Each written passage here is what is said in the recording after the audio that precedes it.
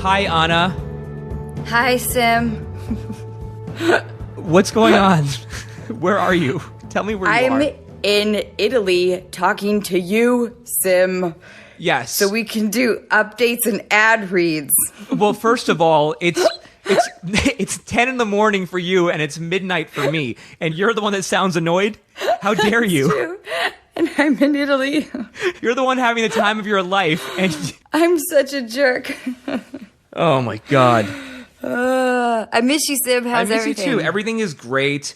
Baby time is around the corner. We'll see. How late is it there? It's like, I don't know, like 12:15, 12:30. This used to be early for me, but now I've become incredibly old. Well, you also go to bed early too, right? You don't go to bed past, like, what, 9, 10 p.m.? Yeah, it's true. It's sad. So will you tell me what you're doing in Italy? I'm on vacation, and it's amazing. And I pretend to speak Italian, and I only know like 3 phrases, but everyone compliments me. Are you getting recognized? Sometimes, yeah. But, I'll say the same thing, like, I'm really sorry I don't speak well. And then somebody will say a version of like, no, you do. You speak really well. And then they'll start to sort of elaborate or like enter into a conversation. And then it's like, dove il bagno, which means where's the bathroom, of course. That's your escape plan. I love it.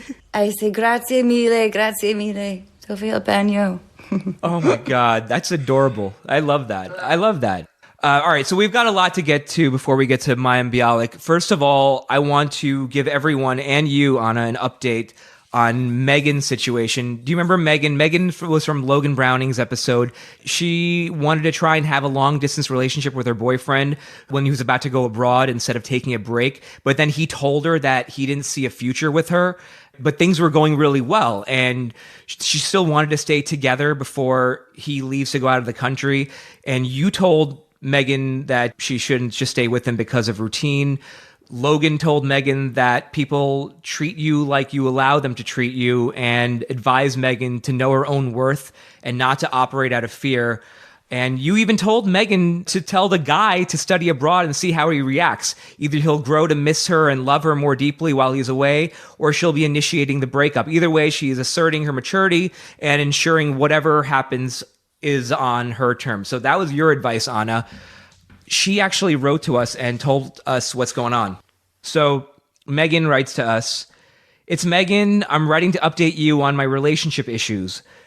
We spoke with Logan Browning about my boyfriend of 2 years having told me he doesn't see a future with me, and I was heartbroken and confused as to what to do. Well, we're broken up. Shortly after we spoke on the phone, he announced that he accepted a summer internship in a different state. He then told me he was signing an apartment lease with a classmate of his for a fall semester at school. I was shocked. The advice you gave was incredible, and I was planning on going to him to address these issues and discuss what would happen with us moving forward, but he clearly decided on his own that we were breaking up. He just didn't tell me.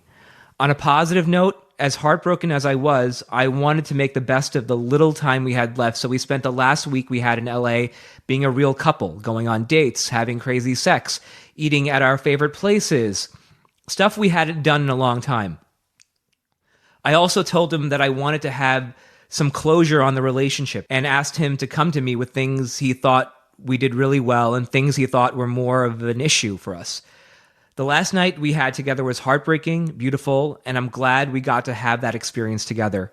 We are both living through the breakup in different ways, and we're still in contact, which I haven't decided how I feel about that yet, but I wanted to let you guys know how much I took to heart what you said, and I appreciate your advice, unqualified as it is. Again, I love you and what you do. I feel very fortunate that I was able to talk to you, and I hope it helps anyone else out there going through the same or similar situation. Best, Megan." Wow. I love you, Megan, and thank you so much for updating us. And it sounds like an incredibly mature way to deal with a breakup, and I'm really glad that as hard as it is, that you ended things sort of as positively as possible. I'm just glad it ended. I was hoping that it was, yeah. You know, I don't care if it was him doing the breaking up or her. I just wanted it to end, and I'm glad it ended sooner than later. Yeah, me too. So do you remember also on that same episode, Malia, she was rejected from her professional dance team? Yes, yeah. You remember that? And she was asking for advice. I mean, she was devastated. You know what? Leah got a lot of positive feedback. It was really great to read all of it. I'm just going to read a couple of things here. This is from Leah, and Leah wrote in, "Hey guys, I just listened to your episode with Logan Browning, and I think you are completely spot on with your advice to Malia. I went to an art school for college and totally saw similar situations happen with myself and my friends there. What I found is that when something you love, like dance or visual art, comes naturally to you, and you're always given really positive feedback on how talented you are, you start to identify with that good feedback. The problem is, if you enter a highly competitive environment like art school or Malia's dance tryout, everyone has those same talents. That means that getting past rejection or criticism is really challenging because it feels like a threat to your identity, not just one little bump in the road. I can't speak for Malia, but it sounds like that's a little bit of what's happening with her. The thing is, in situations like that, rising to that new higher standard is usually what you need to do to keep improving. It sounds like Malia has learned all she can from the environments where she's practiced dance before, and it might be time for her to step out of her comfort zone again if she wants to keep getting better and pursuing her dream. Basically, you guys nailed it, and she should definitely keep at it. I'd also recommend she checks out the book Big Magic by Elizabeth Gilbert, which has a lot of great stuff about creativity and how to pursue your passions and live a creative life while also being happy and not feeling like you need to suffer for your art. Anyways, basically just wanted to say that I agree with you. Thanks so much for putting the podcast together. I love listening to you both, and thanks for all the great advice. Listening to the show is seriously a highlight of my week, and I love to hear what you guys are up to. Thanks, Leah. Thank you so much for your feedback, Leah, and all of our listeners. It means a lot to us, and it means a lot to our other listeners. We really appreciate it. Anna, we also got an email from Malia's best friend. Hi there, my name is Aubrey, and you had my best friend Malia on the show a few weeks ago, and it aired last week. I wanted to say thank you for taking the time to talk to her about the rejection she recently experienced from the dance team. She's an amazing dancer, an even better friend, FYI, and that rejection broke her heart and her spirit. Malia and I have spent endless nights with bottles of cheap red wine and pints of Ben & Jerry watching the House Bunny, grieving boy troubles or family troubles or school troubles or whatever troubles surfaced. No matter how bad, I knew we would get through it because we had each other. But this time around, I could not be there to comfort her with ice cream and wine and make her laugh with my embarrassing personal stories and my wildly inappropriate jokes because I moved across the country. No more girls' nights in, no more getting wine drunk on Wednesday. FaceTime keeps us close, but in times of sadness, nothing makes us feel better than the endless laughter one of our girls' nights can provide. Cue Unqualified. After being on your show, I started to hear the spark come back in her voice. She is still disappointed, but being able to talk to you, Anna, it was like one of our girls' nights. It made her feel special. It made her feel loved. It made her feel like the rejection wasn't so bad. So thank you. Thank you guys for stepping in and making her feel better when I could not. Thank you for helping my best friend remember how amazing she really is. Oh my God. Lots of love, I want to Aubrey. cry. Aubrey, thank you so much. It's amazing to have a friendship like that. And I'm so glad that even though you guys are apart from each other, that you still have each other's back and still have a lot of love for each other. That feels really rare. And thank you so much for writing in. And now here's Mayim Bialik. Thank you. I love you all.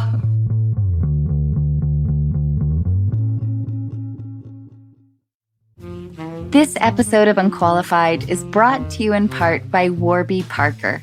Warby Parker was founded with a rebellious spirit and the lofty goal of creating boutique quality eyewear at a revolutionary price point. Sunglasses, with or without a prescription, start at $95 and, just like eyeglasses, are available through their home try-on program. You just choose 5 pairs and see which ones you like. I was surprised by how quickly they arrived, which presented me with the immediate problem of deciding which ones to keep. I loved all of them, so you can guess what happened. And not only can you feel good about how cool you look, you can also feel good knowing that for every pair of glasses sold, Warby Parker distributes a pair of glasses to someone in need through partnerships with nonprofits like Vision Spring. Offering eyeglasses, sunglasses, contact lenses, and eye exams, Warby Parker is committed to providing exceptional vision care online and in stores. So put your FSA or HSA dollars to good use on Warby Parker prescription glasses, prescription sunglasses, contact lenses, and eye exams. Try Warby Parker's free home try-on program. Order 5 pairs of glasses to try at home for free for 5 days. There's no obligation to buy. Ships free and includes a prepaid return shipping label. Try 5 pairs of glasses at home for free at warbyparker.com/unqualified. That's warbyparker.com/unqualified. This episode of Unqualified is brought to you in part by Osea. Wondering what to gift your friends and family this holiday season? Female founded over 25 years ago by a mother and daughter team, Osea's award-winning cleansers, serums, face moisturizers, and body products give you the results you want. Skin that looks and feels amazing. I recently got to try Osea's new body butter, which, like their now famous Undaria algae body oil, transforms dry skin without being greasy, has the same incredible scent, and leaves your skin soft, smooth, and healthy looking. If my experience is any indication, you can count on your partner giving you a lot of compliments. This holiday season, stock up and share your new favorite clean skincare and body care with your friends and family. Unqualified listeners get 10% off your first order with promo code ANNA at OseaMalibu.com. You'll get free samples with every order, and orders over $50 get free shipping. Gifting is always easier if you start early, so head to OSEAMalibu.com. Use code ANNA.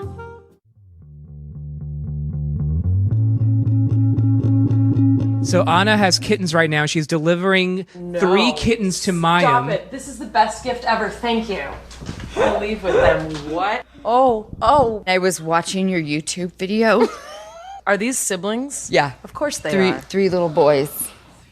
And we What? truly got them like 2 days It's ago. like a snow leopard in your hand. They're beautiful. How old? 8 weeks? Yeah. 9 weeks? I mean, they're pretty well developed. Ooh, they're so plump. And apparently they're going to be huge. Yeah, that's, they're going to get huge like a lion. Hi. But I really like your YouTube video about the benefits of cats, like the pros of cats. I was like, oh, I'm a crazy cat lady. I have 4, but I can take one more. I can. Mayim, will you tell me how to pronounce your last name? Bialik. Bialik. Like a Bialy. Bialik. Which only certain people know I love about Bialys. Bialys. There you go. I like them more than bagels. Are Bialys like? It's a different dough. But is it always served with onions? Bialys typically have they're kind of like soft onions. Back Like a little slightly caramelized. Exactly, but like a little bit like a McDonald's onion for those of you who, like it's soggy, but then with the poppy seeds. But it's a different dough. It's not a bagel. Do you bake a lot? I do. I love that. Have you ever made bagels? I tried once. That's something that it's not just because like we don't have New York water. It's something that doesn't work very well at home. You need a factory, I think, to make a bagel. And a lot of experience. My mom she makes the most amazing bread. She used to teach like a bread making class. It's an art. It is. And she'll be able to feel the dough and know Yeah. if it's like. I can do that with certain things that I bake. Like I just know, I don't know, I just know how it's supposed to feel. Like I was actually making pancakes the other day for my kids. No flax seeds, they were yelling from the other room.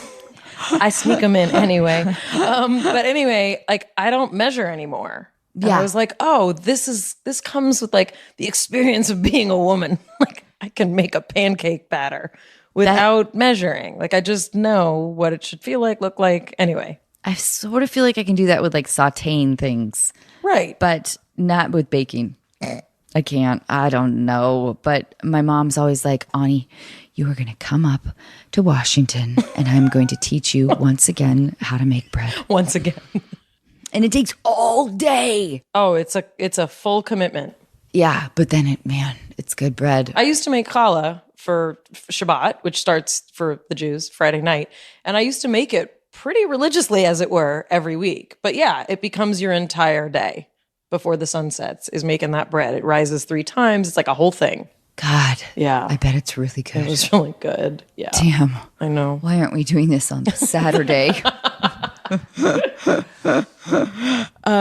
So, hey, thank you so much for doing this. Thanks you for being here. I know it's a trek and I really appreciate it. It's actually not as far into this part of town as I feared. Okay. So I'm glad to be here. I'm glad that it's not as far as I anticipated. Well, I really, really appreciate it. No, it's lovely to be here. And I know that you and I was telling Sim, like, we've talked a bit about like how actors, I have complicated feelings about both terms, that we meet at like these events. Well, like we're in the Chuck Lorre universe where like we both, we meet at things where we have a camaraderie of sorts because we both, work in that universe. But yeah. But it's like that thing where it's like, we have this big thing in common, and like you feel it at like whatever stupid Hollywood fucking shit that you have to go through. But like there's sort of this light, frivolous, it's not frivolous necessarily, because you do have this massive thing in common, right, which is like sort of being a woman under examination or whatever. And just thinking about like, oh my God, you look amazing. No, you look amazing. Or like, and there isn't really a chance to actually get to know each other. No, and when people like ask like, what's it like being in the industry? It's like a lot of surface stuff is what it's like. You don't really get to connect with a lot of people on a daily basis, which like as someone who was a child actor, that's one of the reasons that I wanted to go to college, because I wanted to have different kinds of conversations. And there's a place for the work that we do and the way that we have to conduct ourselves. But yeah, a lot of times I feel like you can even work with people and not really know them, Yeah. Yeah. And for me, a while back before I was working on Mom, I had this fantasy of having like, because I was so envious of like the comedian boys club. Like how they all develop their own movies and then they'll all like do cameos or whatever. So I had this idea of like doing a brunch with like people, like a monthly brunch with people that I admire, and with no agenda, just simply so we could get to know each other outside of those like frivolous encounters where everything's loud and your agents are over there, and then there's like the dude you're supposed to say hi to before he leaves. I think you know what dude I'm talking about. And with the house bunny being the exception, I just didn't get to work with that many women. Yeah. So it felt like I don't have any actress friends. Well, and I think that's something interesting that like, I'm not looking for like the sympathy of the American public for like, oh, poor Mayim and Anna, they don't get to make friends like other people. But no, but like when you think about like the experience of being a woman in particular, like so much of our social life, is and should be around like meeting people and talking and hanging out and learning about people.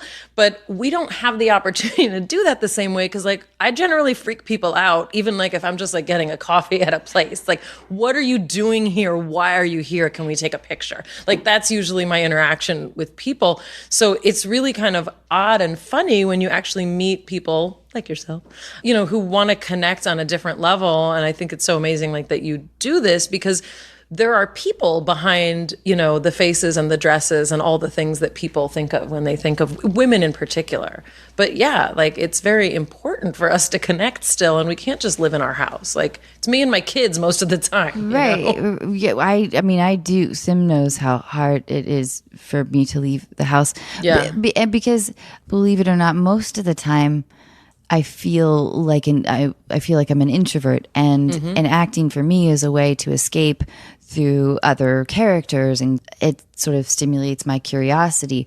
So one of the joys that I get out of doing the podcast is getting to talk to our listeners without sort of the focus being on like, what was your first job or how, although I do love to talk about myself. As I'm saying this, I'm such a fucking hypocrite. But yeah, and I imagine that you've experienced that forever. Do you have a lot of friends that are outside of the industry?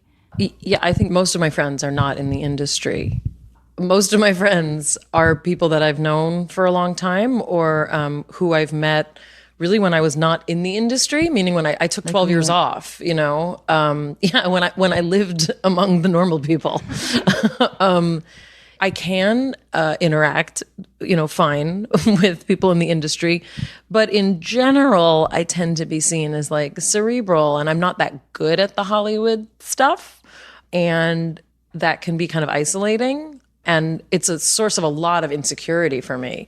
And I'm a person who lives with active social anxiety.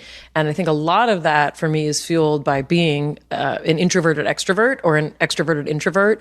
I get really, really depleted from interacting with a lot of people.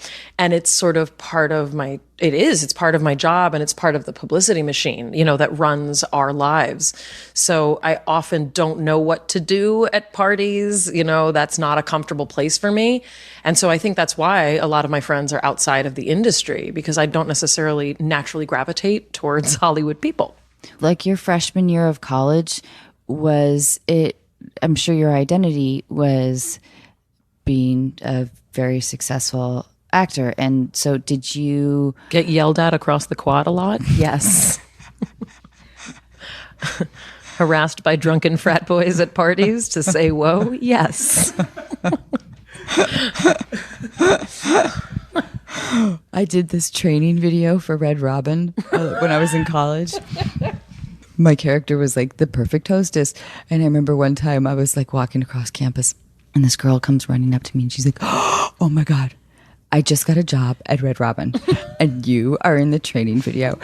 And it was like, I got like all heady. I was like, yeah, that was me. Like my first brush with fame and glory. Really. Yes. That's the glory. Yeah. But Red my Robin. line in the training video was like, I pick up the phone. I was playing the perfect hostess. I pick up the phone. I'm like, thanks for calling Red Robin. We're here for all your, whatever. Burger needs? Yeah. Burger needs. Whatever the fuck I was saying. And then I hang up the phone and I say directly into camera, here at Red Robin, we always give good phones. Stop it! What? We always give good phone. Not and I okay. knew at the time, I was like, fuck, I hope nobody sees this. Because the whole crew is laughing. That's the only time I've made a crew laugh, I think. I think that, I don't know if that's better than being recognized for being on a sitcom for 5 years, but it's certainly more amusing than my experiences. It was very strange. It was strange walking basically off of the television and onto a campus. But also, the world of television was very different in the early 90s. And how do you mean? There were only 3 networks. And viewership was very, very different. Blossom was up against Monday Night Football for many years, which meant that our audience was very specific. We were really the only show at that time about a girl, which we were told would never fly. When Don Rio created this show, we were told, girls will watch girls and girls will watch boys, but boys will not watch girls. And we were not as successful, as like the Big Bang Theory in terms of viewership. We were not, sometimes we were in the top 20, but the world was very different then. People weren't sitting in front of their TVs like they do now. Like I think children were actually on their bikes back in the 90s, whereas now we have such a greater focus on television and viewership. So I was very recognizable, absolutely. But there was no kind of like publicity machine. There was no internet back then. The internet existed, but it was not in the lives of individual actors in their teens. At 14, I looked 14. And at 16, I still looked pretty sweet and 16, whereas 16-year-old girls now, like their whole identity is so different. Yes. Especially the ones who are in the public eye. So it was very different. A lot of people were like, that girl was Blossom, ha, ha, ha. It wasn't like it is now if you or I would, go sit in a, intro to neuroscience class at UCLA. The scope of celebrity was very different then, and it allowed me to go to college and, be discriminated against for being an actress for sure. I had professors who said like, you should probably go back to acting, and I had a professor bring his children to my final. Really? Yeah, he brought his children to meet me. And like, this is also like, keep in mind, I grew up in a time when when I would go for like doctor's checkups as a kid, nurses would bring their kids to come and see me. And I'm thinking like, are they reading all of my medical charts or just some of them? You know, like the world was different then. I mean, you know, before HIPAA laws and before the notion of privacy that we have. So in some ways it was, I think, harder. In some ways it was easier. I did, listen, I'm going to talk about all my early work.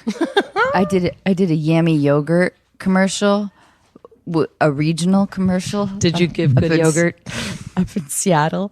And I was hired because I had a really round face. And because they were promoting their new frozen yogurt line.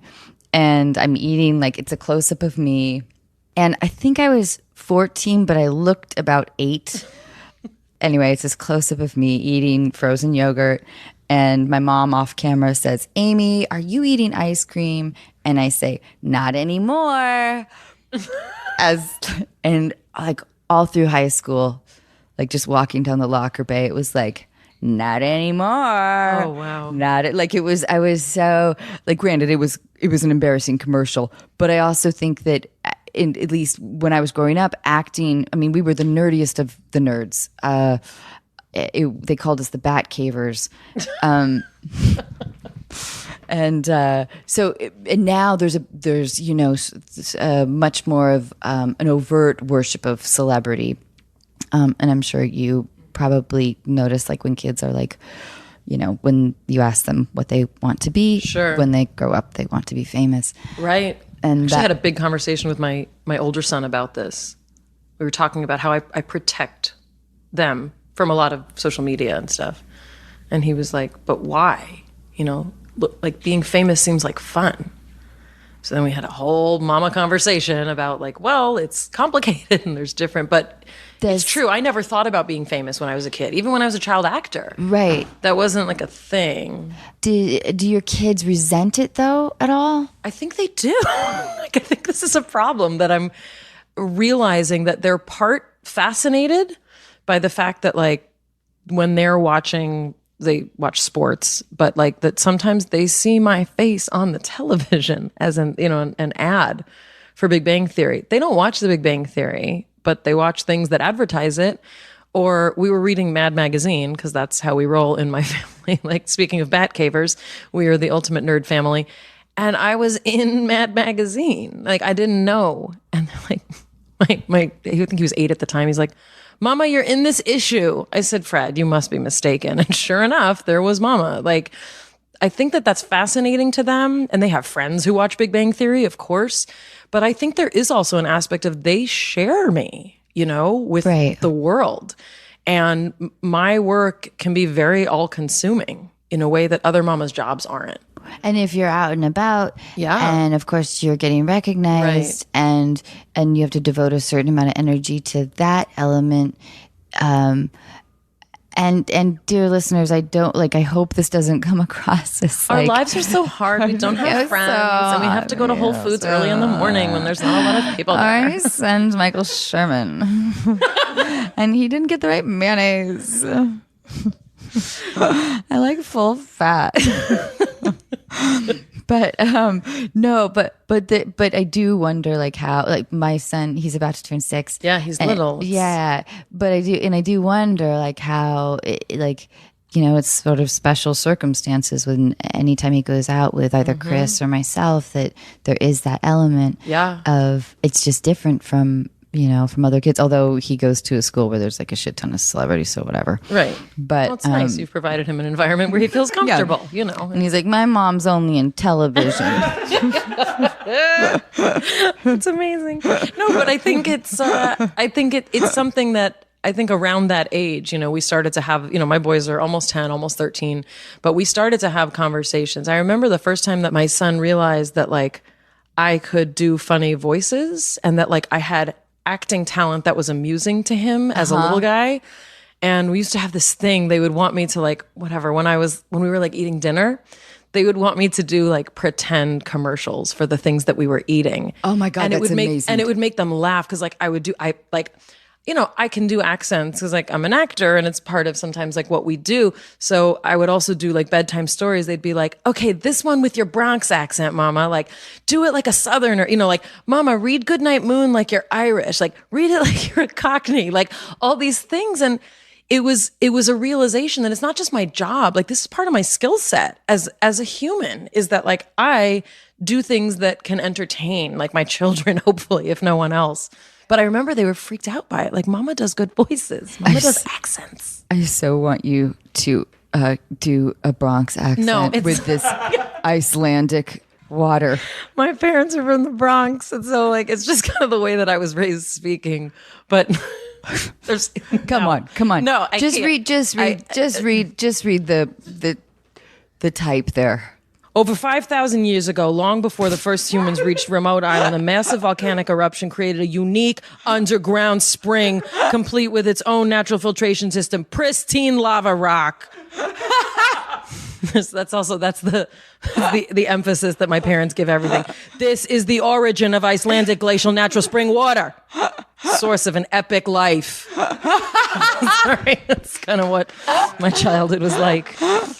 And also, pleasant bedtime stories also sounded like Al Pacino, like sitting, reading Goodnight Moon to me. I'm so tempted to like get my Goodnight Moon book. Can I please? No. Yes, please. Where's Michael Sherman? He can go find it. It's gonna be like this for the next hour. I hope you're okay with that. As long as there's cats at the end. She's gonna bring one book and then another one, and then she's gonna ask you different accents, and this is what the entire podcast is gonna turn into. So, dear listeners, strap in. Oh. Found it. Okay. This is... Is this autographed by Dr. Seuss himself? No. Okay. This is one fish, two fish, red fish, blue fish, the way my parents read it to me. One fish, two fish, red fish, blue fish. Black fish, blue fish, old fish, new fish. This one has a little star. This one has a little car. Say, what a lot of fish there are. Yes, some are red and some are blue. Some are old, some are new, some are sad, some are glad. And some are very, very bad. Why are they sad and glad and bad? I don't know. Go ask your dad. I think that's probably enough. Thank you. You're welcome. Anytime.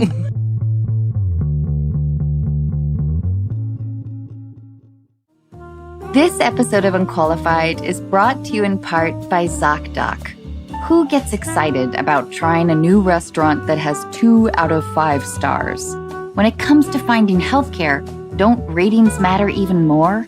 ZocDoc is a free app where you can compare doctors, read reviews from real patients, and even make same-day appointments.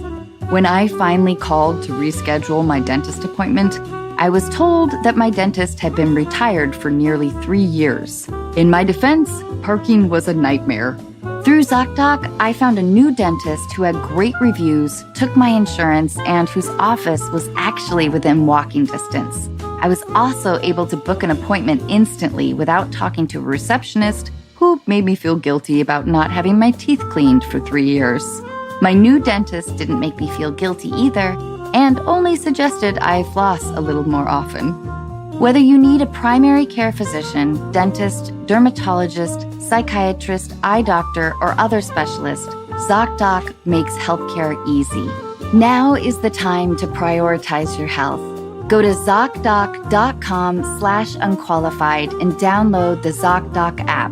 Sign up for free and book a top-rated doctor who might be available as soon as today.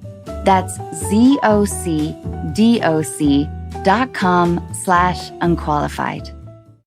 This episode of Unqualified is brought to you in part by State Farm. And in honor of their surprisingly great auto insurance rates, I'm going to tell you about a particularly surprising day on set.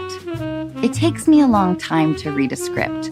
For almost every line of dialogue, I will stop to figure out why my character would say it, how it fits in the conversation, and how it's going to come out of my mouth. Between the lines, there are larger chunks of text which describe everything else happening in the scene. Maybe what a room looks like, what characters are wearing, and what they're doing. As I often underestimate how long everything in my life takes, I know I can make up some time by reading those larger chunks a little faster.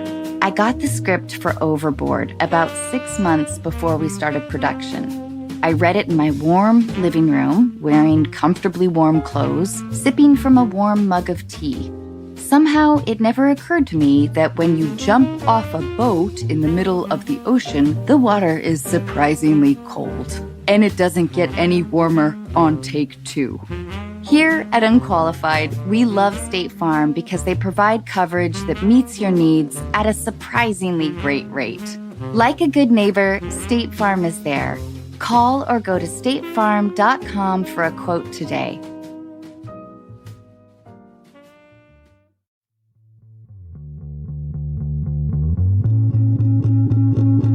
Hey, so, okay, a couple of things that I wanted to ask you. I saw your really thoughtful video about co-parenting. Oh.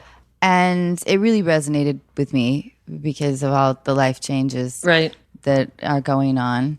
And I loved how you put it into perspective in terms of, like, you know, never, like, talking shit about pretty much, like, anybody, I think, in general, but protecting the stress of your children. And I thought that was just really wise and takes a lot of self-control. But would you mind talking a little bit about that for our listeners? Yeah. I mean, you know, I started a YouTube channel. I started a website called Rock Nation because I was looking to express more of myself as a writer and in particular as a mom. And I got divorced when my kids were 4 and 7. So, it's been 5 years or so. And I also started a YouTube channel as a way to express more of myself in a way that a lot of people are getting information, which is, through video, obviously through podcast. And what I've decided is basically to write as if I'm not a celebrity, to write the things that I want to communicate and process for myself and see if there's other people who want to hear that. So I don't think of it like, here are Mayim Bialik's tips for how to get a divorce, like the notion of, this sort of like conscious uncoupling, right? Like when Gwyneth Paltrow talked about that and people were like, what a silly term. I was like, no, I get it. Like, I get it. This is what a lot of us are experiencing. So that video in particular, which is, one of our highest viewed videos, it's on, kind of divorce, but that sort of fallout in particular when you have children to deal with. And what I will say, I may or may not have had a very intense hour-long conversation with my older son, indicating that even 5 years later, the impact of divorce is real. Like a divorce is not something that, celebrities do because we didn't think that there were other ways to live life. And in particular, people being so critical of people in the public eye, like shit happens to us too, So that video, except for actual shit, we don't do that. Exactly. So that video really was the wisdom that's been shared with me, which I have found to be sound and true. From my ex and I went to a therapist through the process of our divorce and even several times after, because we knew that if we made babies together, parented them together, we were going to have to raise them together as well. We do divorced family outings. We do divorced family holidays. And was it hard at first? Absolutely. It was really painful. It's a bit better now, but it's still hard, And I remember the first weekend that we physically were not living in the same home anymore, my older son got sick. He got like the worst cold ever. And he laid on that couch and cried for his father all day. And here I was like, I raised him, I nursed him, I was it all the time before he even had consciousness. And he just cried for his dad. And it took everything in me to not scream like, he's not here now, I'm what you've got, shush. And instead I did what I was told to do, which was to not move away from those feelings, which is so hard because I always wanted to be like, let's make a card about how much you miss him. And I was told not to distract away from that, but to say, yep, it's hard. And I miss being a family sometimes too. Like, wow. Right.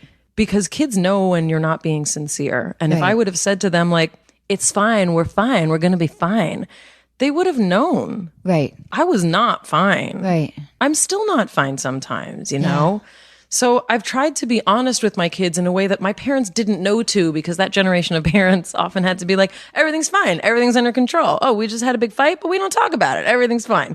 I don't want to raise my kids like that. And I'm very envious of people who didn't get divorced. And even though our lives are okay and can be okay, it's hard, and that's real. And that's our life. And it sucks, it sucks sometimes. I love it that you're candid with your kids and you show them that respect of being candid. Yeah. Because they're headed for their own adventures. Correct. And especially I think for us raising boys, like you want them to be sensitive and like connected to feelings. And I actually just made another video about what you do with all the stuff from your wedding and life when you have a kid. Because that event was still the union that made them, essentially. I can't just throw that away. That's part of their life. They want to see what their grandparents looked like, right. before they were Of born. course. So it's been a real process of like, assessing, like, what do you keep? What do you keep emotionally? What do you keep attachment to? And also, like, there's so much growth through heartbreak and struggle that it is interesting to keep some of those memories to give you perspective on where you were Exactly. and how you've grown, or probably in my case, not grown. And I think that as a society, we're sort of pressured to make these very permanent decisions at a young age, and sort of not like the freedom of change for all people should be sort of granted, I think. For women in particular, like, no one told me that I wouldn't really have a handle on myself until I was almost out of my fertile years. Yeah. You know what I mean? Yes. Like, no, like my mom never mentioned that. Like, OPS, your 20s are going to be very rough, especially as someone who struggles with mental health stuff. Like, 20s are so hard. And then your 30s, you're going to be like angry at yourself for what you messed up in your 20s and trying to right it. And then, by the time you get to 40, when people are then calling you geriatric if you want to have a baby, then you might finally feel like, oh, I get who I am. But like, it took me till I was 40 to be like, oh, this is what social anxiety looks like for me. Here's how I can manage it so I don't destroy every relationship and event that I go to. Like, that's a long time. And my kids have lived through that, right? They've lived through me learning. And in some ways that's beautiful. And in some ways it's really hard. And I wish it wasn't so. Right. And I think for men, it's a lot different. And like, now I'm dealing with like, oh, the hormones of being 40. No one told me that either, that like, oh, your midwife's going to stamp you as like perimenopause. What? Like, I'm a scientist, and no one like, didn't occur to me. Like, it did not occur to me that as you like enter the time when you know yourself, let's throw in hormonal shifts that make you act like a different person. And it's see like, what happens. Guess what? You're halfway through. Exactly. Like, you're almost dead is what evolution's telling me. Like, we don't need you anymore. We will make you impossible for anyone to deal with. You're also, a witch. You're going to grow hair on your chin, and then you're going to lose it on your head. You'll get weird veins to the back of your knees that no one should think about, but I do. Anyway, Sim is, look at Sim. He's been so silent. He's having a baby boy in 3 months. Everything's going to get better. I promise. Yeah, I'm speechless right now. I don't know what to say. I'm just taking it all in. Sorry. That was amazing. No, but my wife she says it all the time. She said, you have no idea how lucky you are to be a boy. She says it all the time. And I'm quickly understanding that she's right. Oh, I mean, all of history is also geared towards favoring men, and all of religion too. So y'all have a lot working in your favor. But yeah, the hormonal challenges that we deal with, the complexity of expectations for like a women's movement that we needed, the right to vote that we had to fight for so like literally forever. Like, I have to keep reminding myself how long it took for us to just be able to vote. So yeah, men have had a different ride. And, I think a lot too about like the simple traditions of a wedding ceremony. Yeah. And I was really kind of blown away by Meghan and Harry getting married recently. Oh, I was obsessed with the visuals. Like, it's fascinating. Like, oh my God, she's like taking it back. I love this. But anyway, no, I think I never viewed myself as a very maternal person at all. And I didn't know how to hold Jack at all. I didn't know how to do anything.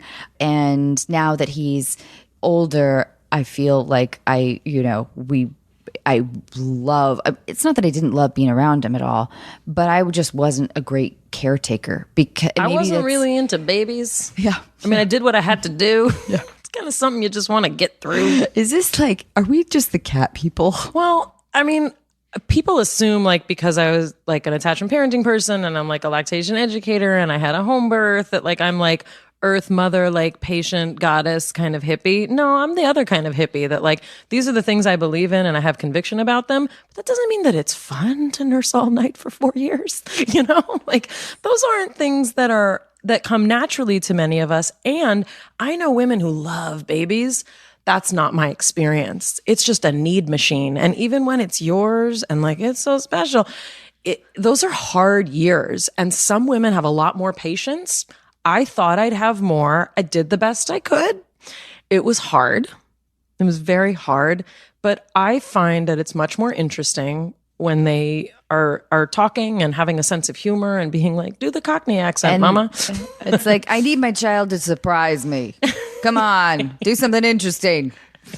This pooping, sleeping, crying thing's getting old. I'm an interesting person. Why aren't you?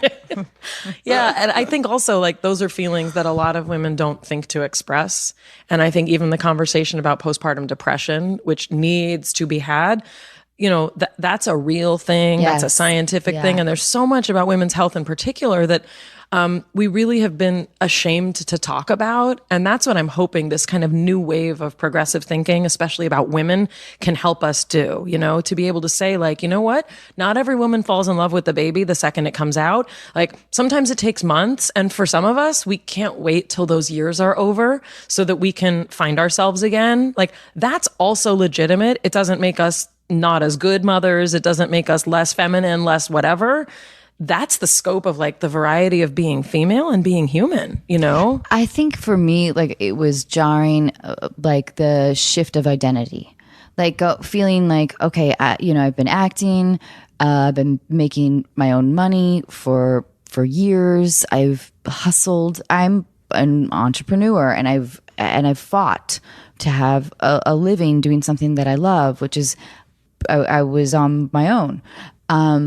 But so then to have that feeling of succeeding and then to have the shift abruptly move.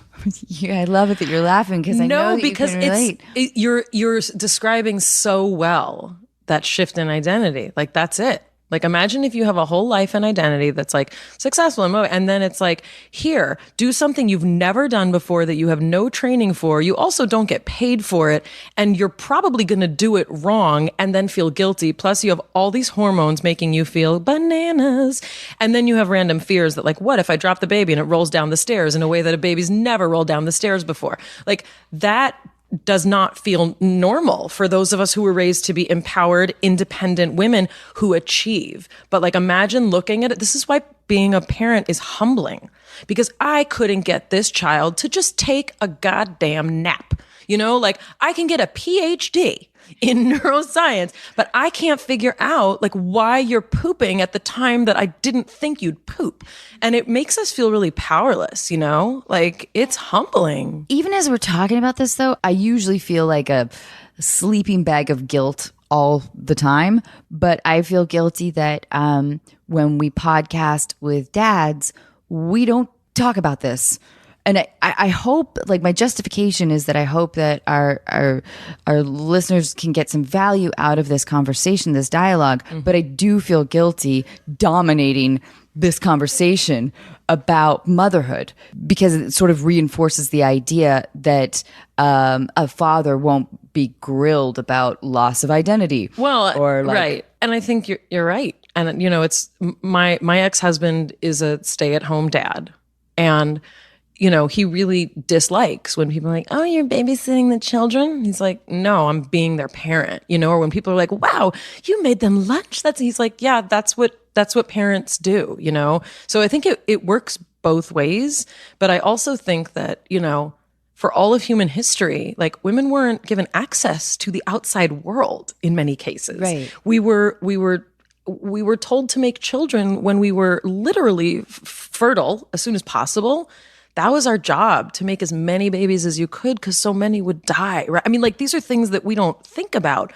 So the wonderful progress of the women's movement, you know, is that we can have that independence, and yet we're still being expected to kind of, you know, raise children like we're on the prairie, you know? And raising children alone or with a man is not the way women have ever done it in history, except the last couple hundred years. Putting a man and a woman together with a child and saying, like, figure it out, that's really not normal. Remember that hot sex you were having a few months ago? Right. Now do this. And, you know, women usually raise children with other women and with friends and Right. Yes. like if you couldn't breastfeed, someone else would for you. Like, that made sense for primates because that's how we're programmed. I don't want a man around me all the time. I'm 41 and I'm not sure I can get pregnant again due to my incredibly healthy lifestyle. but if I did, Maya, yes, would you breastfeed my baby? I'm going to go on record and say, yes, I would. Thank you. Yes, Thank you. would. So, and if I couldn't, I'd find someone who could. Oh, you're well connected. Yes. The sisterhood is alive and well. I'll take any milk I can get. That's right. We do a segment called Deal Breakers. Okay. There was something else I wanted to ask you about. Me taking your cat home is a deal breaker. I wanted, and I don't know if this is of too much interest, but I wanted advice about the multicam world. You seem like you're doing pretty good.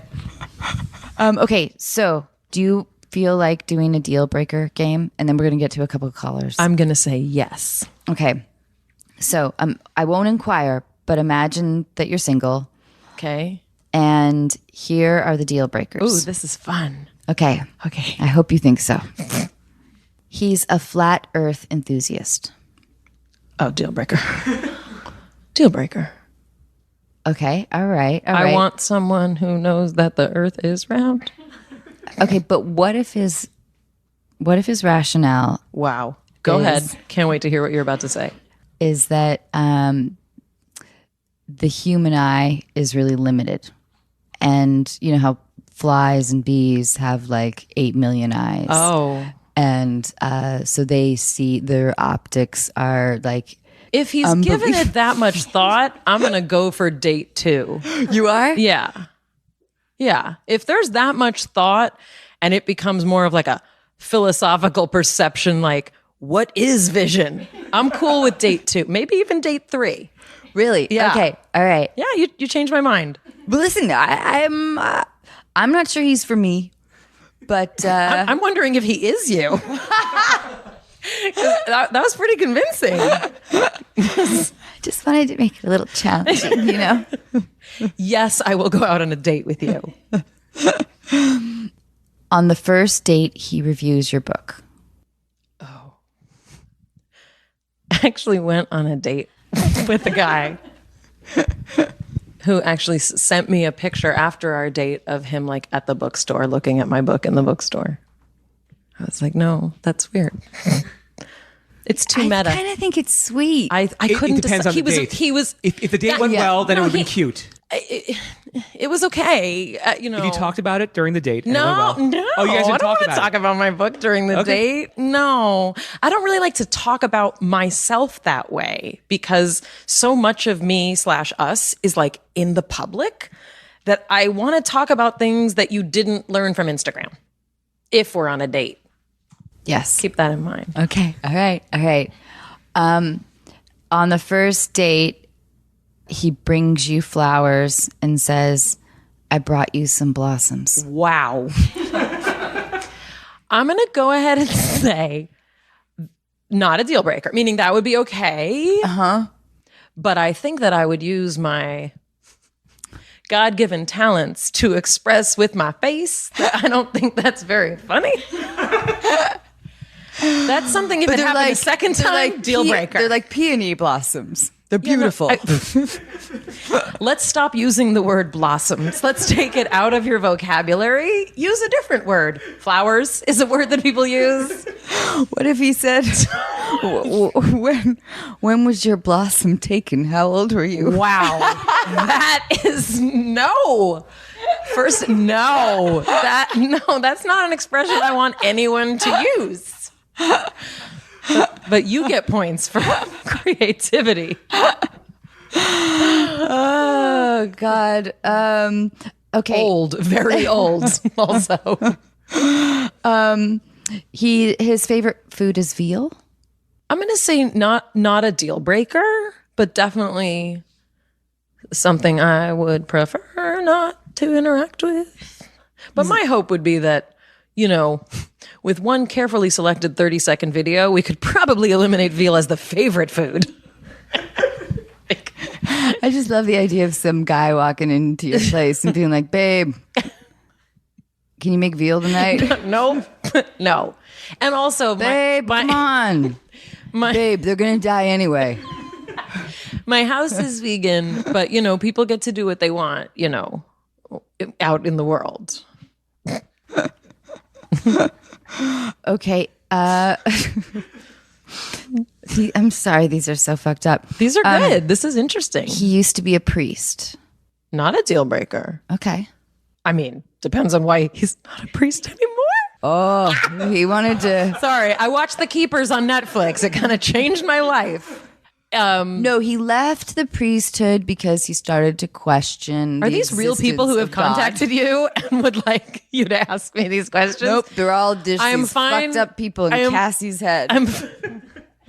I'm fine with people questioning the existence of God. Most of my favorite Jewish philosophers have done the same. Okay, all right. You don't like that answer, but No, it's true. I do. No, That's not no. a deal breaker. What if he's an atheist? Fine. Okay. Yeah. All right, cool. I mean, you can call it whatever you want. Sun's going to come up tomorrow. Are you sure? I'm pretty sure, yeah. I can call that divine and someone else can just call it the sun. That's fine. All right, but We it can could all be get the along. asteroid that's hitting that flat Earth. I cannot wait to hear what you're going to say next. I think I only have one more. Oh, I love it that you love this. I do love this. Okay. His name is Grant. He has 4 kids, and they all call him by his first name. Deal breaker because his name is Grant. Grant, can I have Cheerios? Grant, I'm gonna be late. I have Grant, where's my backpack? I have friends who call their parents by their first name. Yeah, I do too. But I like the idea of this. If this Grant, like his 4 kids, are all under the age of 8. Why couldn't you make his name Dick? Because I think that would be a more interesting question. That all his kids call him Dick. Dick, I don't want to sweep. Also deal breaker. Dick, did you put your dick in Blossom? What?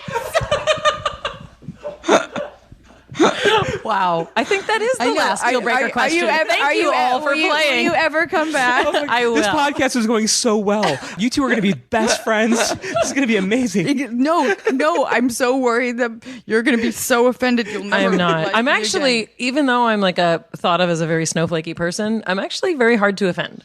I love that. Yeah. I am too. And I'm not making dick jokes and talking about your virginity, but it's all about perspective. So we talked to strangers have submitted relationship Okay. questions. Okay, so we're going to call Alyssa now. And Alyssa is in Florida, and she's 23. Make it a little bit louder. Sim always thinks it's important to say age, and we've argued about this, but I know where they actually are in their agree. lives. I actually agree with you now. Okay. Hello. Hey, Alyssa. Hey, It's Sim. How are you? I'm great. How are you? I'm doing really well. I'm going to introduce you to Anna right now. Hi, Alyssa. Hi, Anna. It's so great to get to talk to you. Oh, you too, and thanks so much for doing this and sharing part of your life. I so appreciate it. And we are here with Mayim Bialik. Hello. Hi. Hi. I was really proud that I said your name I was correctly. proud right? too. Thank you. You proud. gave me, Alyssa. Mayim just gave me a thumbs up. Awesome. Everyone's doing a great job. So, Alyssa, the subject of your email is a girl in every port. What to do when you find out that you're the other woman. So tell us what you mean by that. What's going on? Yeah, so I am being single and independent, which is interesting and fun. And I was out drinking one night with a friend, and we met a boy at a bar, and he was really funny and interesting and smart. So we invited him to sit with us, and him and I just hit it off really well, really quickly. And we ended up going on quite a few dates, and then we started seeing each other really regularly. But kind of like the catch was that he is in the military, and he was going to be leaving in about a month and a half. But we liked each other so much that we were like, let's just do this thing for a month and a half, and then when you leave, you leave. But we had this great experience together. So we were seeing each other really regularly, usually always once a week, but usually 2 or 3 times. And kind of by the end of it, he was saying a lot of things like, I'm really falling for you, and I wish we had more time together, and you're kind of like the best thing that happened here. I don't want to leave you. And so when it was time for him to go, we talked about staying in touch and how he was going to like send me presents from Europe when he was deployed and all of this stuff. And then a couple of weeks went by, and we hadn't really talked at all since he left. And he popped up on my Facebook recommended friends. When he was here, he didn't have any social media, so I figured he made it for when he was deployed. It would just be the easiest way to keep in touch with people. And so I clicked on his profile, and there is a girl in his profile picture with him. And so I was like, okay, yeah, he's in the military. Military guys tend to kind of move fast sometimes.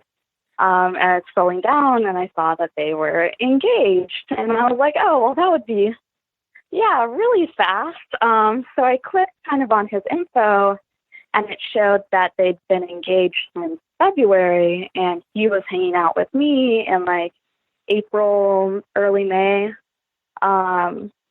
So I guess I'm wondering if I should reach out to her in any way. I feel like maybe she deserves to make an informed decision about what she's doing, but I also don't want to like ruin her happiness by telling her about the situation. Okay, so I have a question. Yeah, go. Did you participate in any activities that might endanger someone else's health? Meaning, if you didn't use protection, for example, which some people don't, and then he was with her, that's something I might think about as an added concern that I might feel a moral obligation to. Yeah, there wasn't a situation like that. Okay. I think he was being careful. So when was the last you've spoken to him or had any kind of... Yeah, no. So he left about probably 2-3 weeks ago, and that was the last time we really talked. So I think before you do anything with her, which I'm not sure I would advise in general, it could be perceived as an act of, even though I'm sure on your end it's sort of an act of like caring, but it could be perceived as an act of revenge. So because you're hurt, obviously anyone would be. But I think it's really interesting that he didn't have, or that he told you that he didn't have social media, when clearly he does. And it sounds to me like maybe he had been involved with this other girl for a while. I mean, I'm 41, and I feel like I barely have social media, and it's only because people force me to.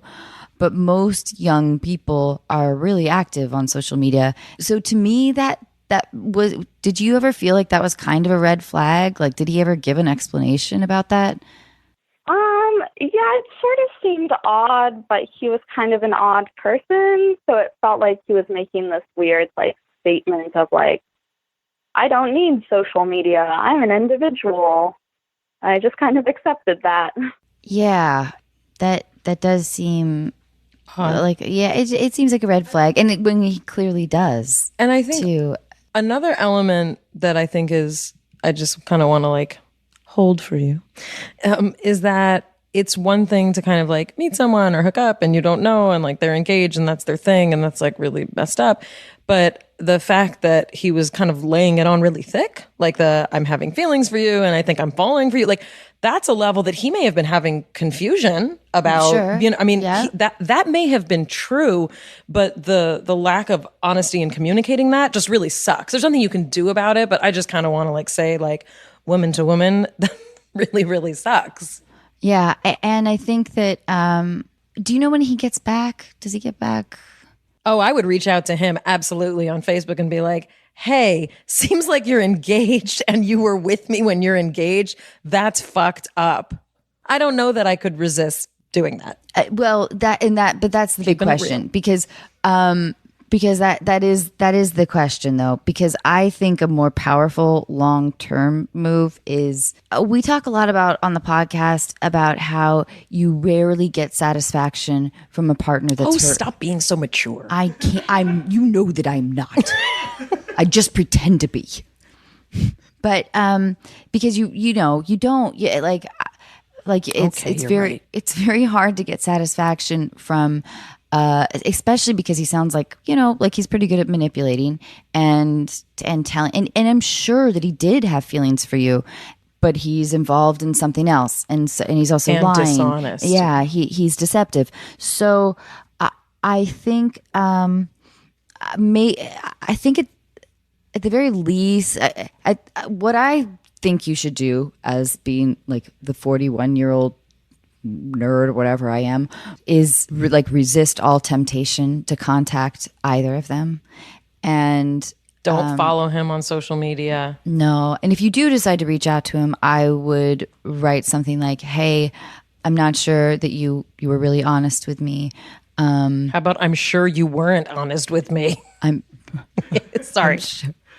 well because I just wonder if a gentler approach would actually get him to be more honest, as opposed to being like, you know, whatever, Right. like I'm shutting this down, you'll never get a response or an answer. And you know, my dear listeners know that I don't really believe in closure, because I don't think that heartbreak can ever really be healed, but it's good for growth. I really believe in that. But I think you should do one of two things. One, don't contact him again, and when he gets back, he'll probably contact you. And then you write to us again, or maybe talk to people who are more qualified. But two, if you do reach out to him, I would just be interested in how his lies would proceed. Like, I mean, that would be, and I do not advocate curiosity, because it's only gotten me into trouble in the past. But it'd be interesting to hear what his explanation was. It's like, you know, so something that didn't put him immediately on the defense, so he would never contact you again, but something like, you know, I saw some pictures. Seems like you're engaged. I feel like you weren't. Yeah, I feel like you weren't upfront. Do you have 5 children? The that I Alanis don't know Morissette about? song "You Ought to Know" might be good to cue up on your. But however you young kids Sim, listen what to would you music say these days. as I purposely stayed away from this one. I don't know if I should answer for her. I mean, I know this guy is a complete piece of shit. So one of the concerns I'm having now, and I'm getting a lot of feedback just saying that you guys are always knocking men. And it's my fault, because the calls that I'm picking, you know, these guys are all fucking assholes. And male listeners, will you please no, right? But ask there's some questions? there's some great guys out there. And this guy I is know, one of them. course there's Yes. great guys out there. So before, you know, But I if would. you have a great guy, you don't necessarily need to call into Unqualified and be like, That's the thing. hey, So, I want right. to brag about my Thank you. fucking awesome boyfriend. Thank you for making that. We clear. wouldn't take that call. Right. Thank you. I'm just trying to produce a show here. I appreciate Sim. that. So Do I beat up on you? I kind of do. Oh, Sim, I'm sorry. she should Can I- never contact him again. She should never contact this woman, and just move on, and just know that this guy is a terrible person. Yeah. And don't trust men. No, kidding. you trust men. Trust most men. Please, men are amazing. No, but listen, you like by contacting her, it's two things. It's like being the messenger is a very, very delicate position that should only be used in very rare circumstances. Number two, it will get back to him, and you will be viewed as a weaker party member in this whole And it won't feel triangle. good. And revenge is the poison you drink. Yeah, and she'll be like, that bitch. And he'll be like, he'll tell this girl, he'll be like, we didn't even do anything. I don't know why this girl's like spreading lies or whatever. Like, and then you'll be caught up as being in a place that I just don't want you to be in. Does that make sense at all? Yes. So if you can resist not having any contact with him, that would be my advice. I know that it's not easy, but And you can call me later. All ties are cut with him completely. Like, that's all the way done. Kind of as soon as I found out, it was just, I wasn't sure if she deserved to know before she married him kind of what he was up to.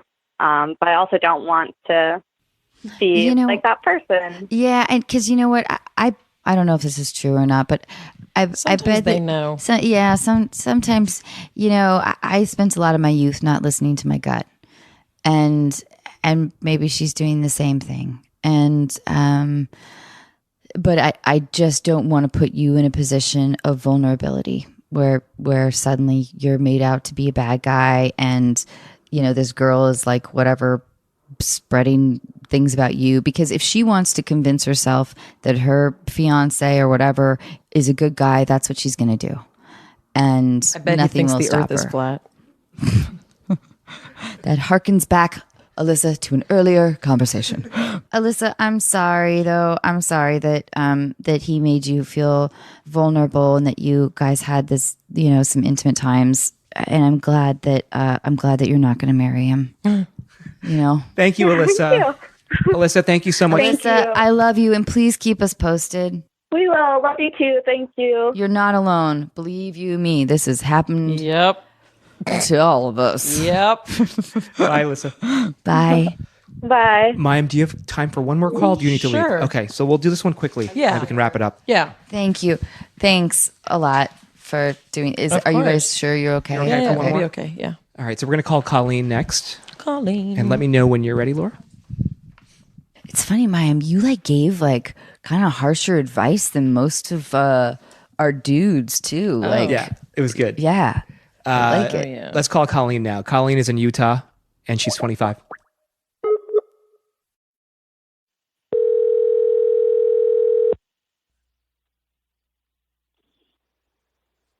Hello? Hey, Colleen, it's Sim. Hi. How are you? I'm good. Thank you. Anna, say hi. Hi, it's Anna. Hi, Anna. Hi, and I'm here with Mayim Bialik. Hi. Did I do it right again? You did it right. Hi. But I Hi. stumbled a little bit. A little bit, but that's okay. So, Colleen, we're going to get right to it. So tell us what's going on with your friends. Yeah. So I have this really great friend, Hannah. When we first met, we instantly connected, got along really well. We met each other through school. And so we've gone months without seeing each other, but we always get back together, and it's just instant friendship again. And we met our other friend, Carrie, about a year and a half ago. And I guess last summer, I went home, and they stayed at school and got to know each other better. It was awesome. When I got back to school, just our entire friendship dynamic had shifted. We have a large friend group, and we all joke that they're like a married couple. They're kind of linked at the hip. They just do everything together, and it's awesome. They're such great friends. But it's just personally hard for me because Hannah, I love her, and she's awesome. But when Carrie's around, it's just a different dynamic. I get the vibe that maybe she doesn't like me. And so it's just this awful shift. And the best way I can describe it is when your really good friend gets into a relationship, and you feel like the third wheel, but it's normal. I never have an issue with that. But it's just harder when it's a friendship because I want to be close to both of them, but I just feel like Carrie doesn't like me. And so my question is do I talk to them about it? How would I approach them? Or do I just not talk to them about it? Do I distance myself from it? But I don't want to because I love them both. And especially because Carrie's my roommate, so I can't really distance myself from it. Okay, so, okay. Well, first of all, you are not alone. This is so familiar to me. Yes, and I think to everybody, but especially as I don't mean to do a gender thing, but it's a thing. It is, and so wait, are any of you guys in a relationship that's not, besides like friendship? Like, does anybody have a boyfriend or a girlfriend? Not currently, no. Mm-mm. Okay, so everyone's kind of leaning on each other a little bit, and you're right though. Yeah. So, and of course you're missing your friend, and of course this is difficult. Oh gosh, I don't know, like, because friendships inevitably they go in waves. You have like an intense best friend for a year, and then whatever circumstances change as you get older, you get job, whatever, like all kinds of things change, and then you become really close with somebody else, and people serve different purposes in your life at different times. But I know that pain. I feel like I was the third wheel, like all my life, until I went to Hollywood and became an actress. But I became a unicycle. I'm my own wheel now. But no. But it is painful. God, it's so painful. I don't know if there's a conversation that needs to be had, because sometimes when this happens, it's an organic expression of a shift in people's needs and alliances. It doesn't mean that it has to be bad or, hurtful, meaning you don't need to get mad. There may not be that kind of interaction necessary. But part of it, I think, is about acceptance that things are going to shift. And this is a shift that may be permanent and it may not be. But I do think that if things get ratcheted up with the roommate, that you will need to address separately and say, I'm, using I statements. I'm feeling like there's some hostility. Is there something I'm doing, that's upsetting you? But I don't know that you can try and, I remember this happened with Varvara Tellis and Elizabeth Lee when I was in 5th grade. And like all of a sudden they were an item. They were besties and I was out of the loop, and it was so painful. And even at 42, this stuff still happens. It is part of the complexity, sorry, Sim, of female dynamics. Really complicated. Yeah, but I so know the pain of that loneliness and suddenly feeling like you were so close to somebody and suddenly they have like inside jokes with the other person. Like your current best friend's going to feel that way about me after this podcast. They're going to be like, why are Anna and Mayim besties? I don't have any friends. I'd be honored if you would be my best friend. It'll happen to one of us with someone else that we become friends with. But no, it's, and you know what probably will happen is for some reason, the girl that isn't quite as inclusive with you, probably will, that kind of dynamic is a little bit bound to minorly implode. And you may have, so your original friend that you felt really close to will probably realize that she needs you for some kind of whatever kind of crisis, or that she'll miss that connection. She'll miss the connection, exactly. But so I think the only advice that I have for you is to be patient. And I know it's lonely and I know that it sucks.